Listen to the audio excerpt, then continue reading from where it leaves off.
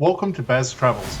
After driving 14,826 kilometers through 24 states and Washington, D.C., I've seen rocket launches to the Grand Canyon and Hoover Dam. I've explored Route 66, ghost towns, deserts, snow, and beaches on both coasts. From Vegas casinos to Alcatraz, the White House to Hollywood. Join me for a journey of the ordinary and the extraordinary.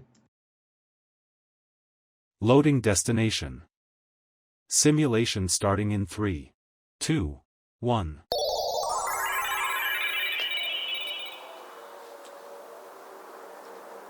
To look around, move your phone or tablet. Click and drag if on a computer or move your head if using a VR headset. Please like and subscribe. The Manitou Cliff Dwellings don't exist in isolation. They're part of a much larger pattern of Ancestral Puebloan settlement that stretched across the American Southwest. What you see here reflects ideas and techniques used over hundreds of kilometers, adapted to local terrain. Across southern Colorado, northern New Mexico, Arizona and Utah, similar dwellings appeared whenever cliffs offered protection and building material. The most well-known examples are at Mesa Verde National Park, where entire villages were constructed inside deep alcoves. Those sites show the same principles: stone, masonry, wooden beams, compact rooms, and controlled access. Closer to Manitou, smaller cliff and rock shelter sites appeared along canyon systems and river corridors. These were often seasonal or temporary, used during specific parts of the year rather than permanently occupied. The scale varies, but the logic stays consistent. To the west, sites like Hoover National Monument show a different adaptation. There, stone towers were built on canyon rims and near water sources rather than tucked in the cliffs.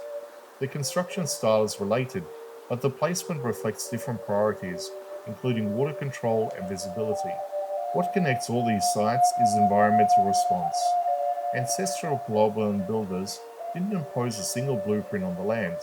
They adjusted their construction to fit cliffs, mesas, canyons, and open plains. Cliff dwellings are one solution amongst many. The Manitou area sits near the eastern edge of this broader cultural region. That makes it significant. It shows how far these building traditions extended beyond the desert core of the southwest and into the Front Range foothills. Trade routes linked these communities. Pottery styles, stone tools, and materials like turquoise moved between regions. Knowledge moved with them. Techniques used at Mesa Verde or Chaco Canyon influenced construction choices here, even though the landscape is different.